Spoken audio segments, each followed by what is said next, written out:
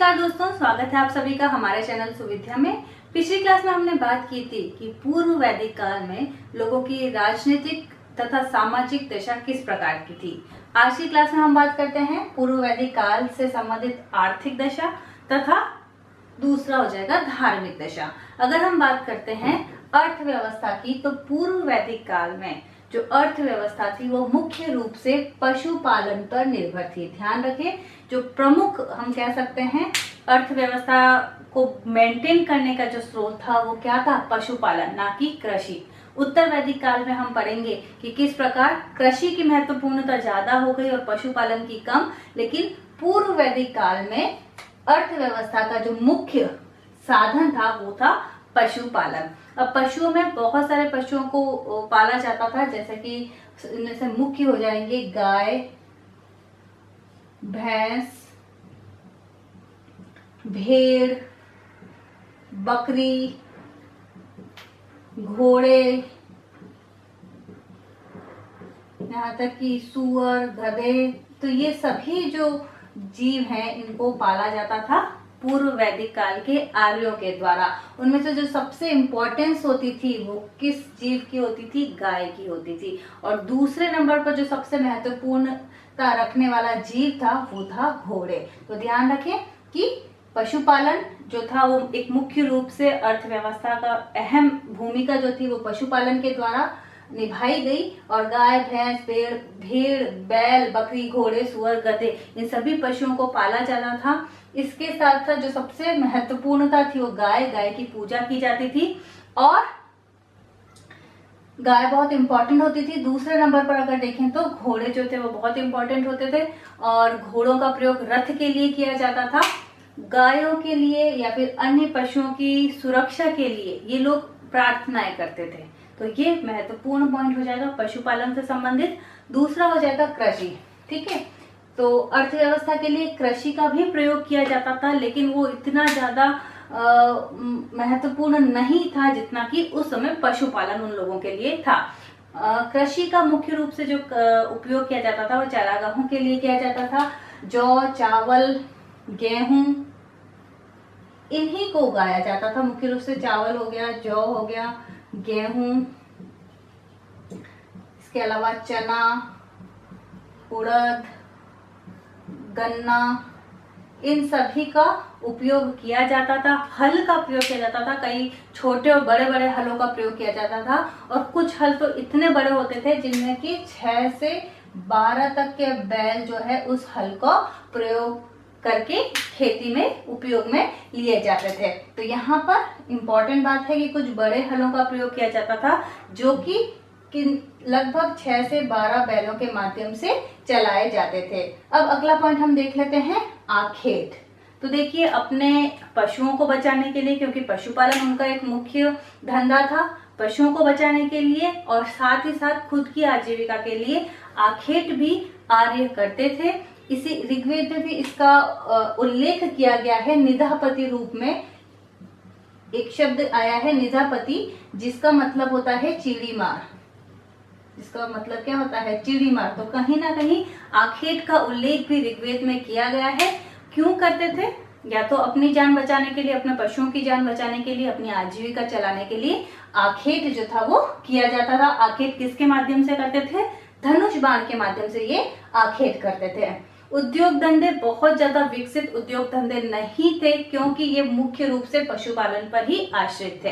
तो फिर भी कह सकते हैं कि बढ़ई का काम करते थे, सिलने का काम यही करते थे और कुम्हार, मिट्टी के बर्तन बनाने के काम किए जाते थे। इसके अलावा कुछ जो थे शिकारी थे, कुछ गायक थे, ये अन्य मैं बता रही हूँ, लेकिन मुख्य रूप से तो इनका काम कपड़ा बुनना था। कुछ सोने की मुद्राएं बनाने के काम करने लगे थे और बहुत सारी कह सकते हैं धातुओं का उस समय उपयोग नहीं किया जाता था। ध्यान रखें, बहुत सारी धातुओं का उपयोग नहीं किया जाता था। तांबे का उपयोग किया जाने लगा था। लोहे का उपयोग उत्तर वैदिक काल के बाद किया जाने लगा, उत्तर वैदिक काल में किया जाने लगा, लेकिन इस समय तक सिर्फ तांबे का प्रयोग किया जाता था। उद्योग बहुत ज्यादा विकसित नहीं थे। लोग या तो मिट्टी के बर्तन बनाते थे, या नाई होते थे, या सिलाई का काम करते थे, या कुम्हार होते थे, या कुछ गायक होते थे, या कुछ धोबी होते थे। व्यापार, उद्योग धंधे बहुत अच्छे नहीं थे, तो व्यापार भी बहुत बड़े स्तर का यहाँ पर नहीं देखा गया। व्यापार दो प्रकार का होता था भाई, एक कबीले से उसी कबीले में अगर व्यापार हो रहा है तो उसे आंतरिक व्यापार कहा जाता था, एक कबीले से दूसरे कबीले में अगर व्यापार हो रहा है तो वो वैदेशिक व्यापार कहा जाता था।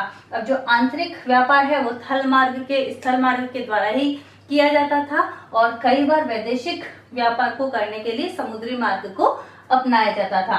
व्यापार करने के लिए उस समय मुद्राओं का प्रयोग चलन नहीं हुआ था, तो मुद्राओं का प्रयोग नहीं होता था, वस्तु विनिमय के द्वारा ही व्यापार किए जाते थे। तो ये ध्यान रखें कि वस्तु विनिमय जो है वो मुख्य आधार होता था व्यापार के लिए। तो ये सारी चीजें आ जाएंगी पूर्व वैदिक काल के अर्थव्यवस्था से संबंधित। सबसे महत्वपूर्ण पशुपालन। पशुपालन में गाय जो थी वो बहुत ही महत्वपूर्ण पशु मानी गई। इसका बारे में हमें तब भी पता चलता है जब 176 बार जो है गाय का नाम लिया गया है, जबकि कृषि का प्रयोग सिर्फ 24 बार हुआ है। तो इससे हम कह सकते हैं कि अर्थव्यवस्था में पशुपालन की बहुत ही महत्वपूर्ण भूमिका थी। अब हम आ जाते हैं धार्मिक दशा पर। पूर्व वैदिक काल में जो आर्य थे उनकी धार्मिक दशा किस प्रकार की थी? तो सबसे पहले तो ये बहुदेवतावाद को मानते थे। ऐसा नहीं था कि सिर्फ एक ही जो देवता है वो उनके प्रमुख देवता हो, बहुत सारे देवताओं की स्तुति की जाती थी। उस समय जो ऋषि थे वो प्रकृति से खुश होकर प्रकृति की वादियों को ही क्या मान लेते थे, प्रकृति के तत्वों को ही मूर्त रूप मान के उन्हें देवता समझ लेते थे, उन्हें देवता का रूप दे दिया जाता था। जो नैसर्गिक सौंदर्यता है प्रकृति की, उसी को मूर्त रूप देकर कह सकते हैं कि वो उन्हें देवता का स्वरूप दे देते थे। और यज्ञ जो है वो बहुत ही सही तरीके से, प्रॉपर तरीके से किया जाता था। कई जटिल प्रक्रियाओं के द्वारा यज्ञ को किया जाता था। और अब अगर हम बात करते हैं तप की, तो तप को भी महत्वपूर्णता दी गई है पूर्व वैदिक काल के आर्यों के द्वारा। कई कठोर तप उनके द्वारा किया जाता था। कई लंबे लंबे समय तक एक ही मुद्रा में खड़े रहना, एक तप जो होता था वो क्या होता था, एक ही मुद्रा में खड़े रहना, या फिर कांटों पर, कटीली जगह पर रहना, कटीले स्थान पर रहना। इसके अलावा हम कह सकते हैं कि गर्मियों में धूप में रहना, ठंड में और ठंडे इलाकों में रहना। तो ये सभी क्या है, वो तप जो है उसको भी बहुत मुख्यता देते थे। तो यहाँ पर हम कह सकते हैं एक ही मुद्रा में रहना, कटीले स्थान पर रहना, कई लंबे समय तक अल्प भोजन पर ही अपने गुजारा करना। तो ये सभी कठोर तप जो थे आर्यों के द्वारा किए जाते थे। अगला हो जाएगा देवता। तो देवता जो थे, जैसा कि मैंने अभी बताया, बहुदेवतावाद प्रकृति को देखा गया है आर्यों में।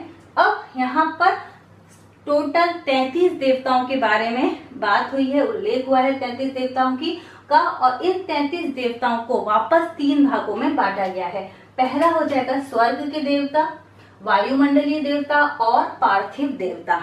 स्वर्ग के देवताओं में भी कुछ महत्वपूर्ण देवताओं के नाम हैं, जैसे ध्योस, वरुण, सूर्य, सावित्री, अदिति और उषा। वायुमंडलीय देवताओं की अगर बात करें तो इंद्र, रुद्र, मारुत, वायु और वात महत्वपूर्ण देवता हैं। पार्थिव देवताओं में पृथ्वी, अग्नि, सोम, बृहस्पति और सभी नदियां जो हैं वो पृथ्वी या पार्थिव देवताओं के अंतर्गत आएंगी। इन सभी देवताओं में जो सबसे महत्वपूर्ण देवता माने गए हैं ऋग्वेद में वो है इंद्र। ध्यान रखें, इंद्र जिसे पुरिंदर भी कहा जाता है। इंद्र का दूसरा नाम क्या हो जाएगा, पुरिंदर, जिसे कहा जाता है किले को जीतने वाला। तो इंद्र के लिए लगभग इंद्र के लिए 250 श्लोकों का प्रयोग किया गया है। दूसरे नंबर पर जो महत्वपूर्ण देवता माने गए हैं वो है अग्नि देवता, जिन्हें मध्यस्थ देवता कहा जाता है। इनके लिए कहा जाता है कि जो भी व्यक्ति की कोई मनोकामना है वो अगर अग्नि देवता के समर्पित कर की जाती है तो वो देवताओं तक पहुंच जाती है। तो इस तरीके से इन्हें मध्यस्थ देवता के नाम से जाना जाता है। इसी प्रकार से वरुण जो है वो भी बहुत ही महत्वपूर्ण देवता पूर्व वैदिक काल के आर्यों के द्वारा माने गए हैं। तो देवता को एक तरीके से हम कह सकते हैं प्राकृतिक शक्ति के रूप में माना गया है। प्रकृति की जो चीजें, प्राकृतिक शक्तियां जो कि दिखाई नहीं दे रही हैं, अदृश्य प्राकृतिक शक्तियों को ही इनके द्वारा देवता माना गया है। धार्मिक स्वरूप देखें तो उच्च धार्मिक स्वरूप आर्यों में देखने को मिलता है। यज्ञ करवाए जाते थे, अनुष्ठान करवाए जाते थे। पशुओं की बलि में भी ये लोग विश्वास रखते थे। प्रकृति तत्वों को मूर्त बनाकर देवताओं का रूप दिया गया है आर्यों के द्वारा। उपासना के लिए विशेष पुरोहितों की जरूरत नहीं होती थी। स्त्री और पुरुष खुद ही यज्ञ या उपासना जो थे वो कर सकते थे। मरने के बाद भी जीवन होता है, ये लोग इसमें विश्वास करते थे। तो मरणोपरांत जीवन में ये विश्वास रखते थे।